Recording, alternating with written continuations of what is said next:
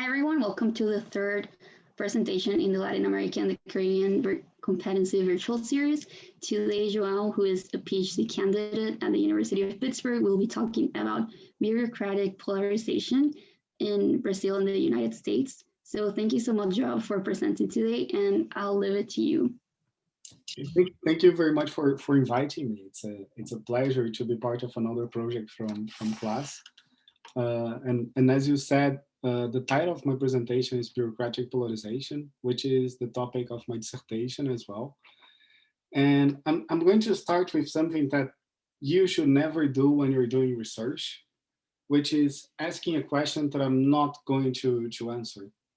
And my objective here is just to highlight the salience or the size of the problem that I'm going to talk about, which is how can we get things done when everyone seems to hate each other? So especially the title, the name polarization is something that probably most of you have talked about or heard about in the previous years and in the previous months. And probably this picture here is something that you're going to remember. It was not long ago that one of the main illustrations of polarization has been the case of the end of the Trump presidency, when a lot of people were so polarized against the Democrats that they just couldn't believe that the results were true, or even that the results were fair if they were true. And this is something that's not coming only from Republicans, but that's everywhere in politics. So we have a lot of Democrats hating Republicans. We have a lot of Republicans hating Democrats. Even within the political party, if your candidate was not picked in the primaries, there is a high likelihood that you didn't feel represented by the other candidates or the other candidate who was selected. And one of the interesting things about political polarization is that after some time watching the news and talking to our friends about our favorite political party or our favorite candidates, we start even creating some stereotypes of what are the things that we expect when we see those people who are the members of the outgroup. So when we walk in the streets and we see other people, we can start imagining who they support. So I'm going to start with a question here, and I hope that you participate with me. You can just unmute yourself and say something. So what are some characteristics of people that when you go out in the streets and you see them, you can perfectly identify who they are going to vote for? If they're wearing a hat. That's nice. They can wear hats with the name of the candidate. True. What else?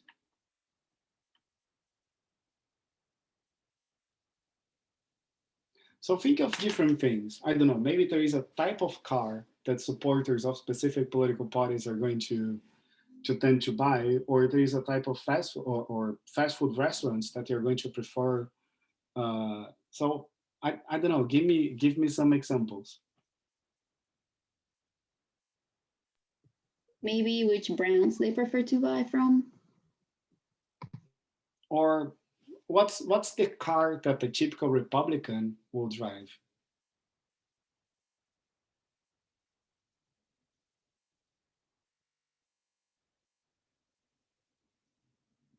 Yeah, like Kaylin said, the pickup truck. Yeah. And what about the Democrat? Is there any brand of car that you would expect? Oh, there is something going on in the chat as well. I'm sorry. Prius. Yeah. So it's funny that when we look around, there are so many cues around us, and sometimes these stereotypes, they make no sense. Sometimes they do make a lot of sense, but we start seeing these people, and at least for those people who are the most polarized, when we see these cues, we start holding sentiments, attitudes toward these people. If I am a fierce Democrat and I see someone driving a pickup truck, it's very likely that I'm going to start disliking this person just because of the car that this person is driving, or the other way around. So right behind my computer here, I can see the window of my neighbor.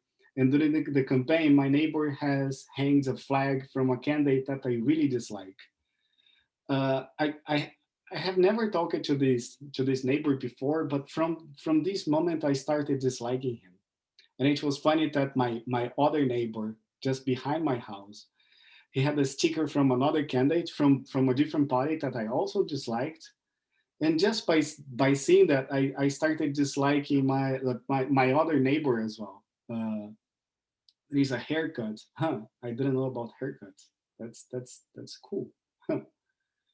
And that's something that when we think about in polarization, we may think that's something exclusive to American politics, but it's not. So this picture is from Brazil. It's from about 2 years ago. And these are some members of the left wing, Partido dos Trabalhadores, beating up someone in the streets because this person was complaining about their demonstrations. And it's not something that's just from the left being more violent than the right. Both sides have a lot of examples of polarization and violence in the streets. But the thing is that it feels like it's something that's generalized. So everyone seems to hate each other. And even if we want to extrapolate not only polarization, but also stereotypes, we can find a lot of examples in, in different cases, in different contexts. So for instance, here at Pitt, I'm not asking you to trash your friends, but what are some stereotypes that you have when you think about students from different departments? So I don't know, when you think about people studying political science or economics or medicine or people at the business school, what are some of these stereotypes that you think about? You can speak or write in the chat if you prefer. They say that med students love to talk about how they're med or pre-med. Like they try to brag. That's like what people say. What else? What else?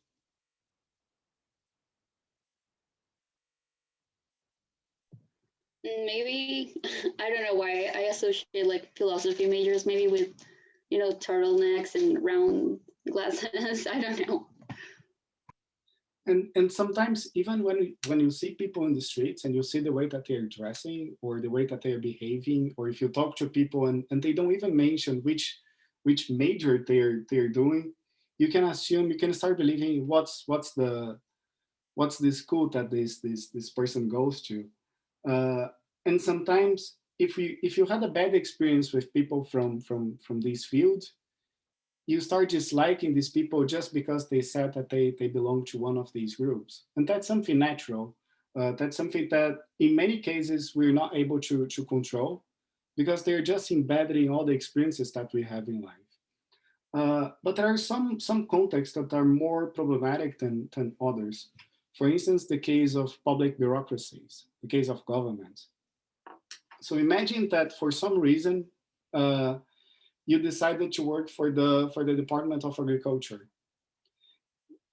It's very probable that you decided to work in this department because you have some affinity with agriculture. Maybe you were socialized in a city that's not so big, or maybe you believe that's something important for the US. And those people who decided to join the EPA, the Environmental Protection Agency, they most probably are going to hold very different attitudes. They think that it's important to preserve the environment, but there is something like the climate change, and they have to do something about it.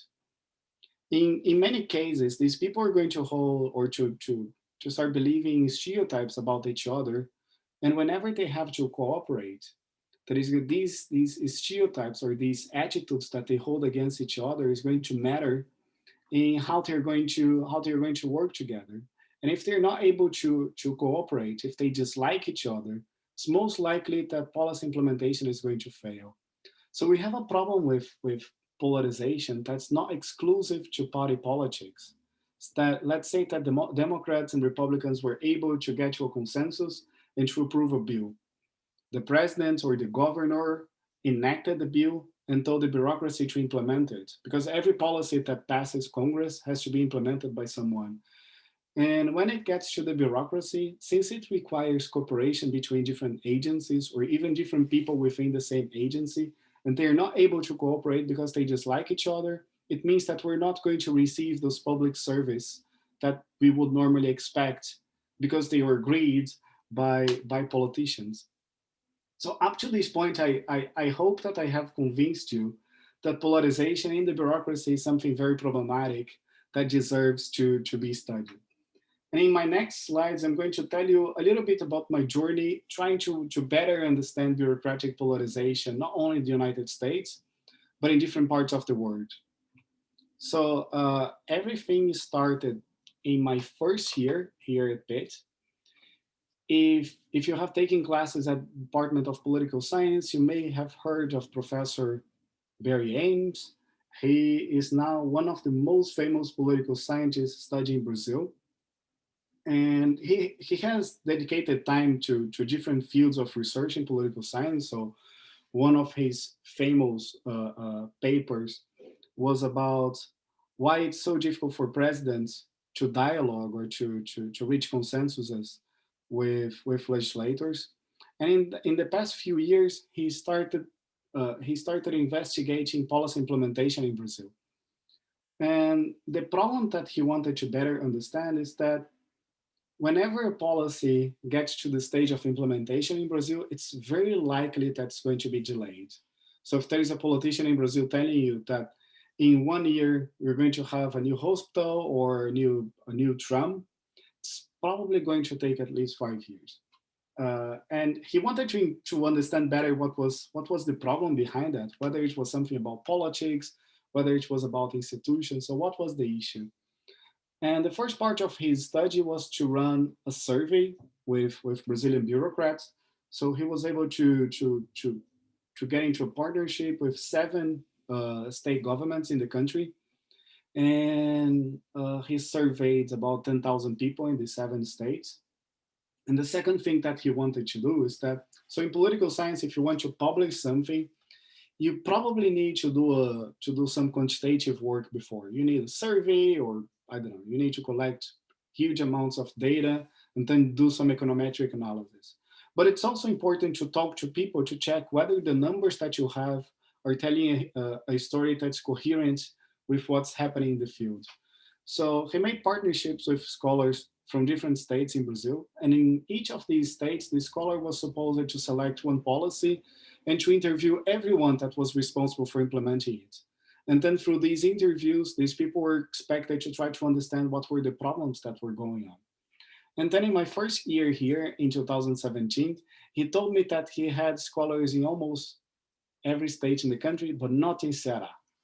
And he asked me whether I'd be willing to spend 1 month in Ceará doing field work and trying to identify some problems of policy implementation there. If you Google for Fortaleza, if you put Fortaleza in Google Images, you're going to understand that I was very happy to go there. It's one of the most touristic cities in the country. It's extremely beautiful. It's right in front of the seaside. So I went there, and the policy that I picked was this thing here. So in 2010, the government of Ceará decided that they wanted to create a new tram line that would cross the whole city. So that's this dark blue line here. It would go from the port to the city center. It was passing through the busiest areas in the city. So you can find here around this tram line, you can find hospitals, universities, shopping malls, you can find everything. And it was actually a very interesting project before, because they used it to have a train passing through this same line here that would take all the cargo from the port and bring it to a distribution center here. But about 6 decades ago, the government of Ceará actually built a different port somewhere around here. So this port here was almost deactivated. So they only had one train a day passing through this line. So the idea was to transform this train railway into a tram for passenger transportation, which was not expensive. It was fairly easy because all the infrastructure was here already. And this was a project from 2009 to 2010. And in 2011, the government, the Brazil was selected to become the host of the Soccer World Cup of 2014. And they selected Fortaleza as one of the cities that would host the events, the games.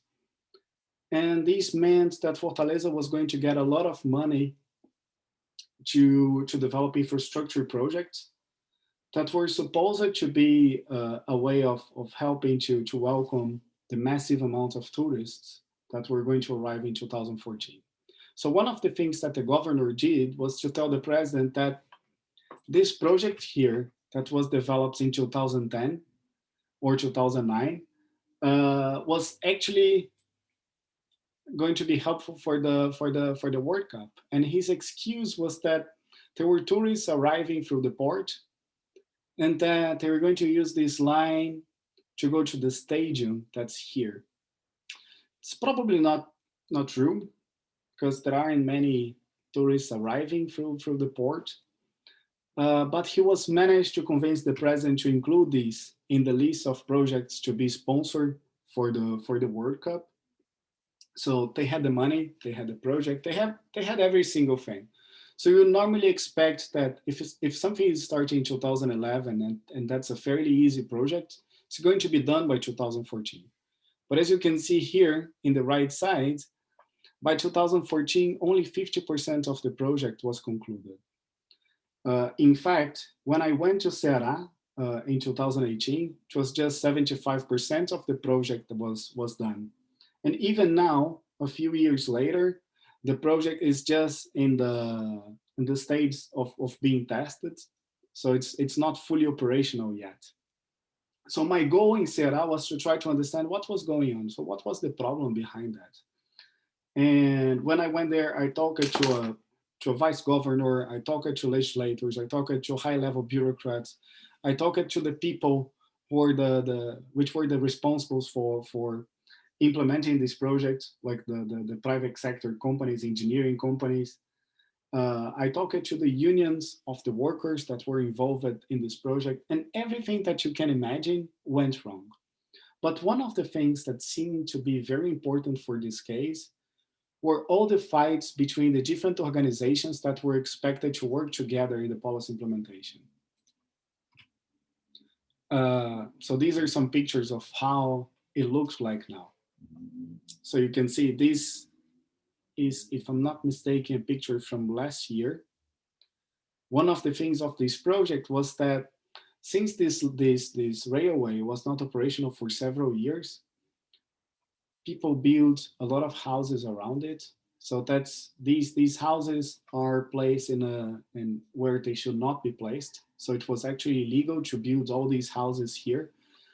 There were over 1,000 families living in these areas, and they had to remove all these families if they wanted to create or to implement this policy.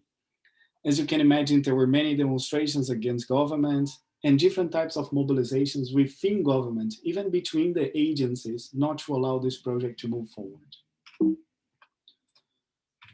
One of the fights that took place, and that's something very typical in Brazil, is about project ownership. So we have the Department of Infrastructure in the state, and we have Metrofor, which is a state-owned company responsible for managing transportation systems in Ceará. And both of them wanted to be the owners of the project. And what does it mean? If you're the owner of the project, it means that you're getting all the budget to implement it or to build all the stuff. And you also get the money to manage things afterwards. So you're the ones receiving the money from the tickets, for instance. And most important is that you also get the political power behind this project, meaning that your brand is going to be in the newspapers all the time. So you become more politically relevant, which means that your directors may be able to run for an important political position afterward. Most normally, Metrofor would be the responsible for projects like these. And they had all the technical capacity to implement it, but Secretaria de Infraestrutura had all the politicians. So of course, the politicians won this war, and they became the ones responsible for implementing this project. In many cases, they use it to dislike each other, which made cooperation more difficult because one group had a technical capacity and the other one was supposed to implement it. But even if these were the people supposed to build everything that had to be built, Metrofor was the one that was going to manage things afterwards. So they had to agree on every small part of the project before moving on, before moving forward. And of course, they didn't agree on anything. The second type of problem that happened was between the state level environmental protection agency and the local level environmental protection agency. So at this time, the governor and the mayor were from different political parties and they didn't like each other. So the same thing happened within the bureaucracy, that the bureaucracy in the local level was against the bureaucracy in the state level. And even though the whole project was in the municipality of Fortaleza, the government knew that if they wanted to apply for environmental licensing in the local level, the people at this agency would slow down the process, the implementation process. So what they did is that they tried to look for environmental licensing at the state level. And in fact, it moved very fast, even faster than it should. And one of the problems that they had with this is that the municipality is supposed to have a master plan which guides all the urban planning of the city, and they didn't include the tram in the urban planning in the master plan, which caused a lot of problems. Anytime that the state government wanted to do any change in the project, they had to negotiate with both parts here. Another issue that they had is that in general, we can divide public agencies or public departments in two big groups. You have the group of implementers, which are the agencies that are actually doing the work of building stuff or offering public service. And we have oversight agencies, which are the ones that are overseeing whether all the job is done properly. In the past, Brazil has seen a lot of corruption scandals. So these oversight agencies have become very powerful, very strong. So one of the problems that they had was between the Court of Accounts and the state level environmental protection agency, especially because since things moved too fast, the Court of Accounts was very worried about the process. So once again, they delayed the process because the state level EPA was supposed to deliver to offer a lot of documents that they didn't have before. Another problem that happens was between the Department of Infrastructure and Ministério Público, which is another oversight agency. In fact, that's now one of the most important or the most powerful oversight agencies in the country. When I interviewed them, they used to be very proud of their agency, and they use it to consider themselves as the guardians of the law, and they were also intending to be by the side of the people all the time. So besides fiscalizing or overseeing all the issues related to the to legal compliance of the Department of Infrastructure, they were also helping to mobilize the population that used to occupy these lands before. And they were actually behind most of the demonstrations that were taking place in the state, and once again delaying the process. So one of the things that people may ask is whether that's something that's very specific to Ceará. Because I don't know if any of you is familiar with Brazilian politics. Ceará has a very polarized politics, has always had very polarized politics. So maybe that's something very specific from this state. And just to give you an example, this guy here dressing orange, he's the former governor of Ceará. And what's happening here is that there was a strike of the police, which is illegal, but the police was on a strike. And then the former governor was in front of the police station telling the police to stop the strike. And of course, the police was not stopping it. So he said that he was going to invade the police station if they didn't stop it.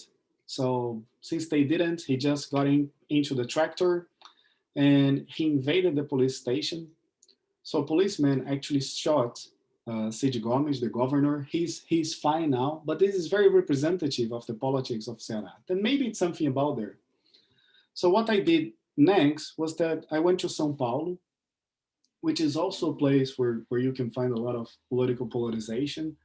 But in terms of bureaucracy and in terms of politics, that's a much more modern state.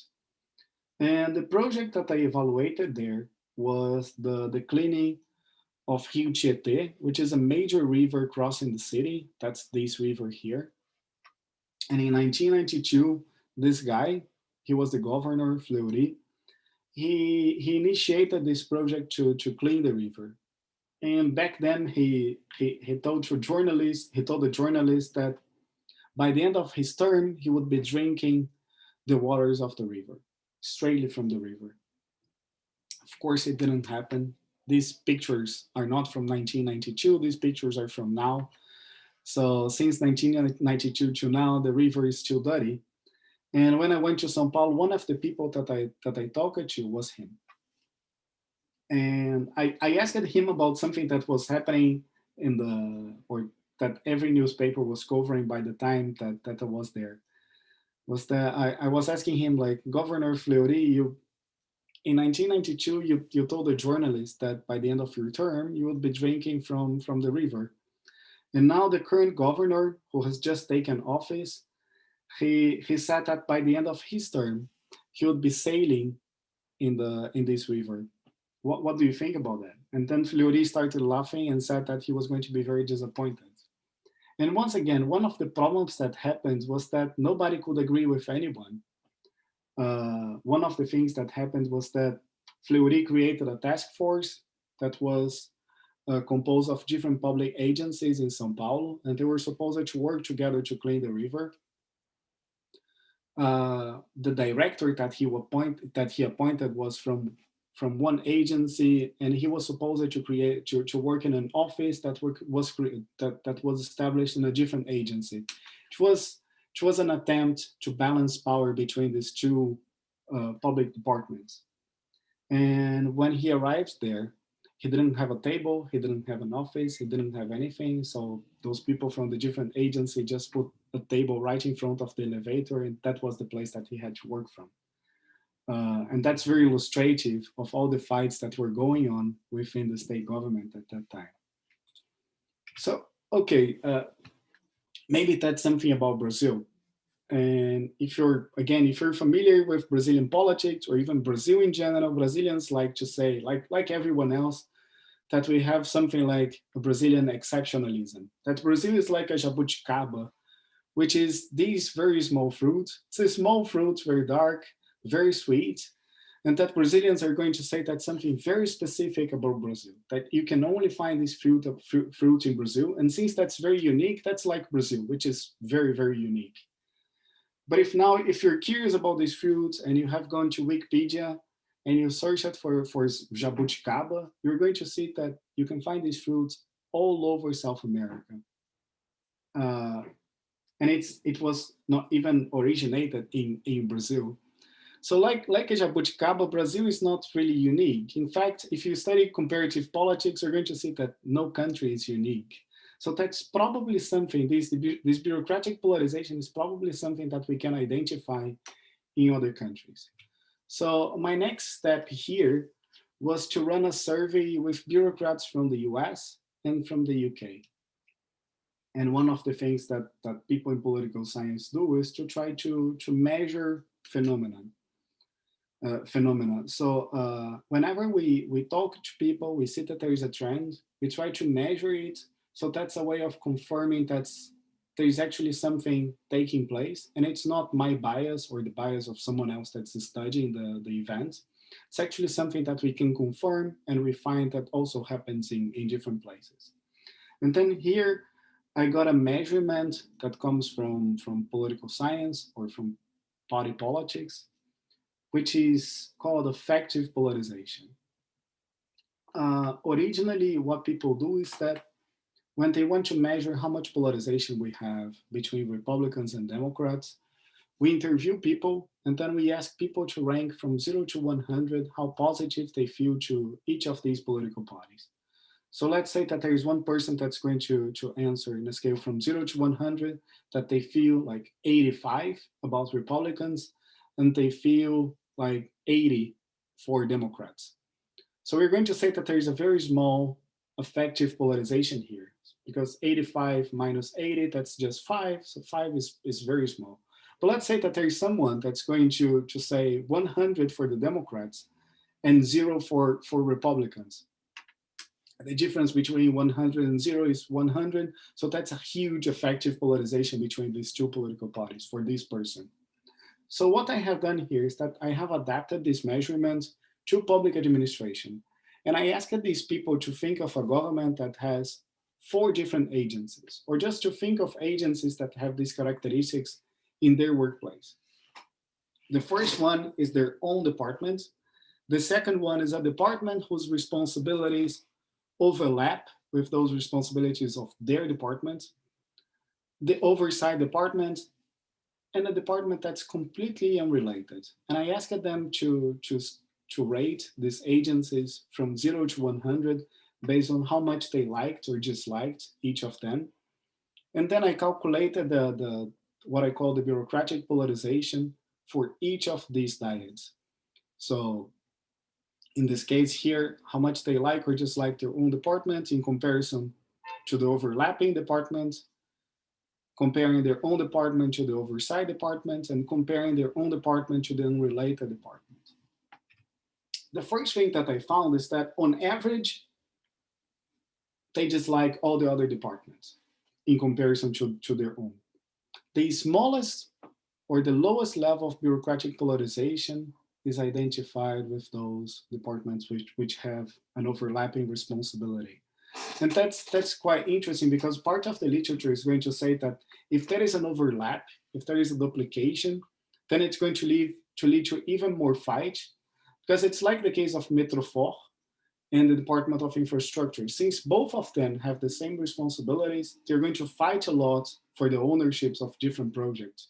But in fact, it's the lowest polarization that you're going to find in government, because even though they fight against each other, it's in the interest of both of them to attract more resources for transportation and infrastructure. So Metrofort knows that if the Department of Infrastructure is getting a lot of money, it also means that their topic or the general field of politics is becoming more salient, more important, then they're also going to get more money in the end, which explains why polarization against unrelated agencies, so in this case it would be something like education, is much bigger than polarization against overlap. And the other type of agency that people generally hate is oversight. And that's kind of obvious, because that's the agency that's supposed to constrain their activities, or that holds the power to say what they can and what they cannot do. So they're all actually limiting the power of other agencies. And this doesn't mean that these agencies are not important, or that there's no legitimate business in doing oversight. In fact, that's the contrary, but it's just that people who are being overseen, they tend to dislike the oversight agency. The next thing that I ask these bureaucrats is, if they have to cooperate with these agencies, how much do they think that, or do they think that it's going to be successful in the end? Or do they think that they're going to implement something? And what I find is that the more bureaucratic polarization, the lower is going to be the expectation of successful cooperation between these agencies. There's something interesting here. The first one is that even in the absence of polarization, expectation of successful cooperation is not 100, it's around 80. It's pretty high, but that's not 100. And the more you go in this line of bureaucratic polarization, the lower is going to be the expectation of successful cooperation.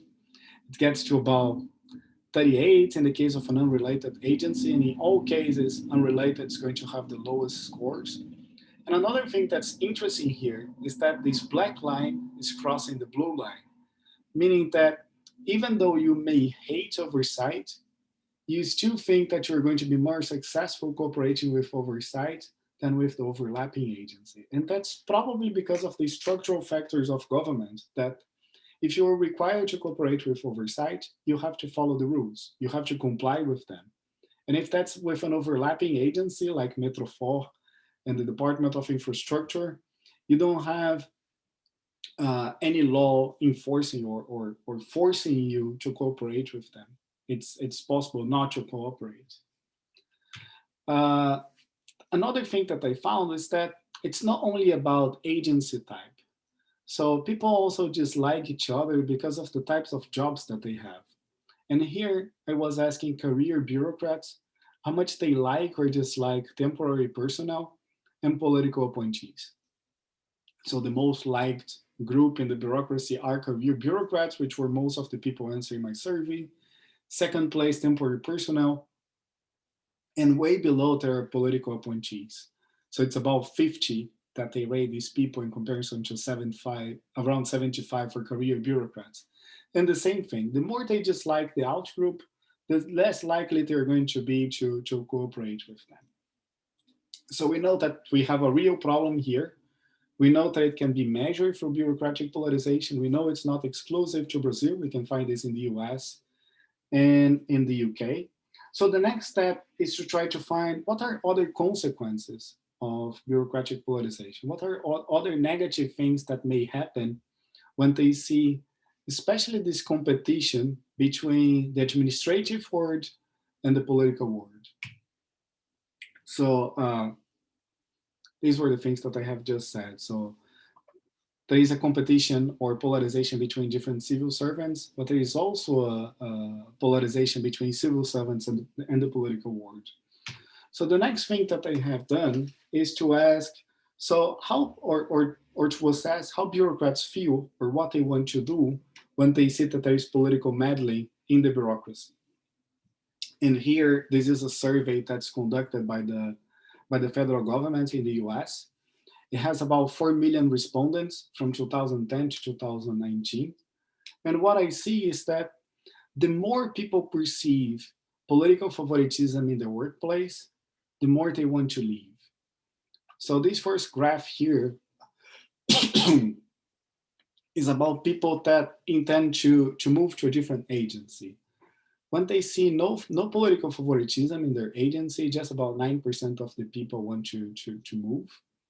But for those people who see a lot of political favoritism in their agencies, about 42% of them want to move to a different agency. And that's something about similar to when it comes to quitters. Those are the people who want to quit the federal government. It goes from about 2% to 15% of the people wanting to quit because they see this type of political meddling. And then when I use the data from Barry Ames that has surveyed, as I have talked about in the beginning of my presentation, Brazilian bureaucrats, I find exactly the same thing. And the effect size are actually pretty similar as well. My next step was to try to assess among these people who stay, what they do when there is political meddling. And I have assessed something very specific was when there is a politician and this politician is a populist or he's undemocratic and he wants to implement something that's undemocratic. Is the administrative world that is dissatisfied with this politician be willing to implement these policies? And what I find here through these experiments in the US and the UK and in Brazil is that in all these cases, about 70% of the respondents, 70, are not willing to implement these policies. And in fact, they would be willing even to sabotage the government. The thing here is that some of you may say that then it's something positive because we know that bureaucrats are going to be willing to defend democracy, but not necessarily, because this also means that if these bureaucrats dislike the policy that they're supposed to implement and they do not decide to quit, and even when cooperation is not required, they're still willing to go against their principles or to go against politicians instead of implementing them. So in this case, that's democracy. but it could be something related to healthcare, could be something related to individual liberties. Bureaucrats have a lot of power in their hands. If they are polarized against the political power, the political world, or against each other, they have the willingness and the tools to block implementation process. One thing that you may notice here is that some of you, if you're not familiar with LIS experiments or with experiments in general, you're not going to be seeing what I'm taking these 70% from. But that's something I'm not going to tell here, and I'm not going to tell you what a LIS experiment is, because that's my slide for a shameless self-promotion. If you want to understand more about survey experiments, about how to conduct surveys, how to measure polarization, and how to understand better what polarization means and what all these stereotypes are about. So this is my self-promotion of my class that I'm going to be teaching during summer, PS 1232. If you have any questions about this class, feel free to send me an email. And one of the things that we're going to do together here is that we're going to run a survey with a sample of Americans, and you're going to be able to choose your own questions that you want to use in this survey. So we hope that you feel interested about this topic of polarization. So now that I have done my self-promotion, I have 3 questions for you, and I hope to see your engagement. And the first one is that, assuming that we do have bureaucratic polarization, that it's not exclusive to Brazil, and that even though this may be positive in some aspects, like in the case of democracy, this also has the negative consequences of blocking the implementation of public policies. How do you think we can reduce bureaucratic polarization? Or at least, even though we have it, how can we get things done when people seem to dislike each other? My second question for you is, should we change the balance of power between politicians and bureaucrats? So, as you know, politicians have a lot of power, but as I'm saying here, bureaucrats also have a lot of power. So, should we redistribute this amount of power in any way? And the last one, can we apply this logic of conflicts between identities to other topics? And is there any way out? Or even being more normative about this? Is it positive in any way? So I don't think they're right or wrong answers to any of these questions. I'm just curious to hear your opinions. So now it's your now it's your turn.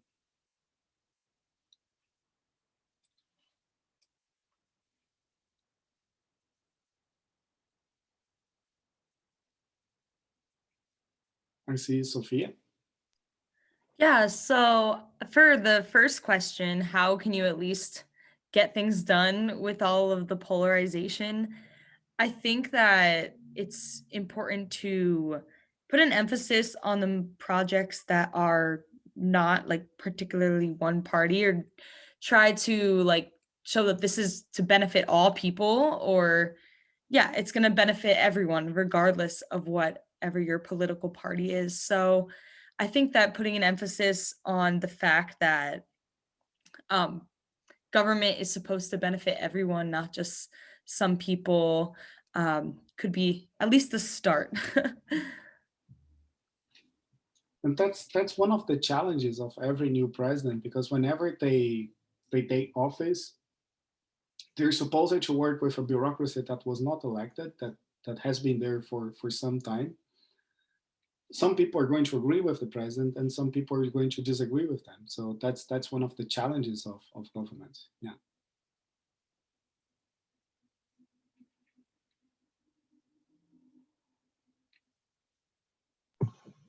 I have another question. While doing your research, have you seen any other countries, maybe in Latin America, dealing with this in a different way that will work for either Brazil or the US, like similar situations? So what it's possible to say that it's different in every country. It's the way that you're going to deal with these issues.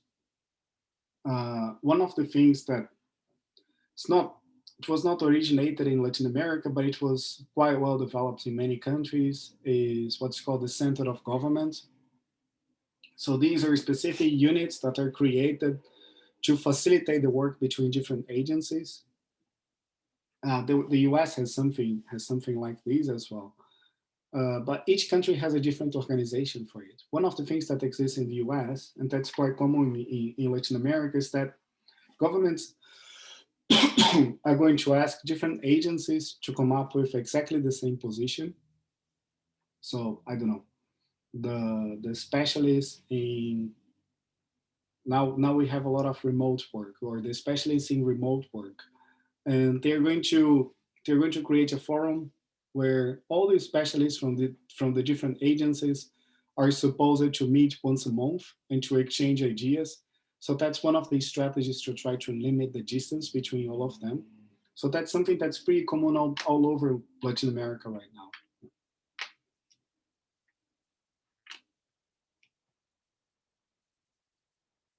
So here in the chat for the first question, maybe during elections, politicians should focus more on their own positive traits rather than use their opponents' negative traits in order to create a line between the people of the country. That's completely true. There is actually in political science, there was a debate in the 90s in about negative campaigning. And so there were two authors, Ansola Beher and Iyengar. They were talking about how negative campaigns would alienate the electorate, that people would just stop voting when they saw politicians attacking each other a lot. And one of the professors here from Pitt has done a similar study, kind of responding to them. That's Stephen Finkel. And he didn't find strong results for this alienation hypothesis. This could actually go to different sides or through different pathways. That when you see politicians fighting a lot, you're going to try to distance yourself from politics because you don't want to be part of it, or you may become even more polarized. So you start fighting more with other people. And one of the interesting things here is that the bureaucracy is in the middle of everything. So at the same time that they're citizens, that they have to vote, uh, they're also working for the politician, whoever for the politician that wins the elections, whoever that's going to be. So that's probably also a very difficult position to be when there are polarized politics going on. And after the elections, focus on the agenda points of the elected person that you like, rather than only try to stop the agenda points you don't like. That's true, and it's one of the interesting things here is that sometimes it's not even about politics. So there is a school of thought that's between political science and economics that's called public choice. And authors that are in this school of thought are going to say that what bureaucrats, or not only bureaucrats, what everyone does is not about their ideological interests, but people are just looking for budgets, for money, and for power, and they're going to defend whatever gives them these benefits. So in many cases, even if a bureaucrat agrees with a certain policy, but he or she believes that this policy is not going to bring any benefit, there's going to be lower incentives to comply with that. There are a lot of researchers saying the opposite, but that's one of the possibilities. Maybe it's about politics, and maybe it's just about power and budgets. Let's see. Since developing departments dislike each other less, would increasing department overlap actually reduce polarization? Interesting. However, this could lead to redundancy and wasted resources. Yeah. Limiting the terms of politicians and bureaucrats might be able to help reduce polarization, as there will not be deep-rooted polarization between members who have been in political scene for long periods of time.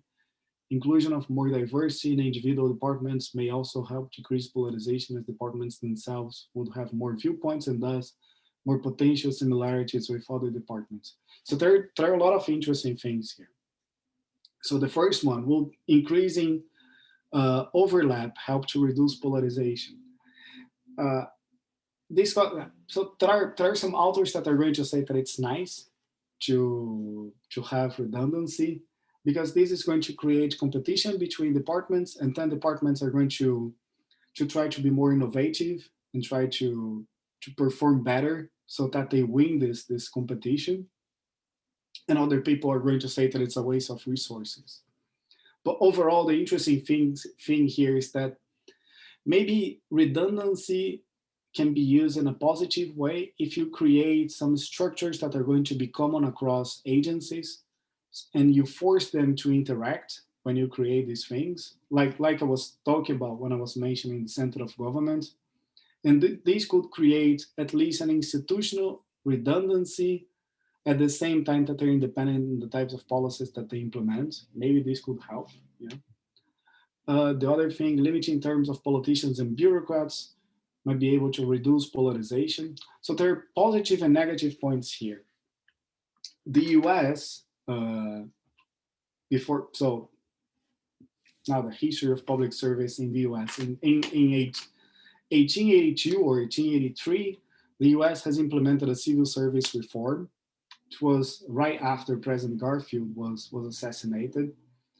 And they wanted to replace the system of spoils. All the most bureaucrats in the US were appointed through political appointments.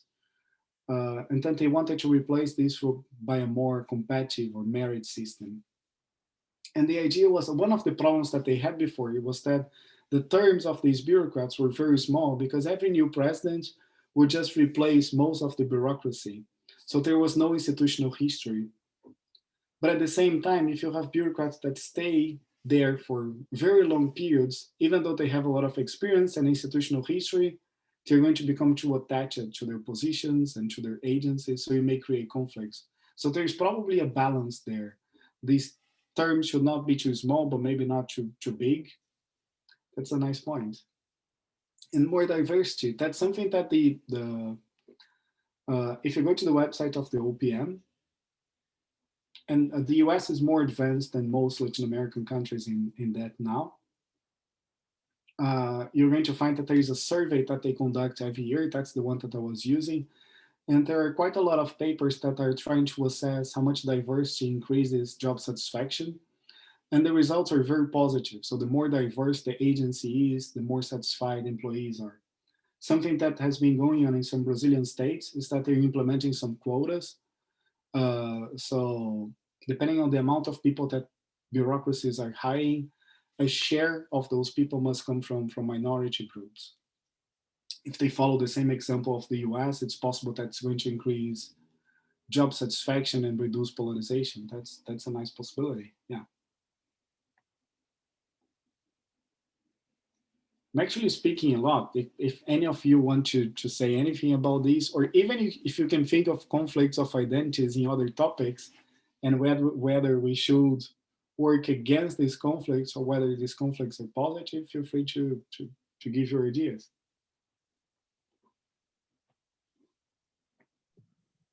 Yeah, I think we have time for one more question. So if anyone wants to ask anything else.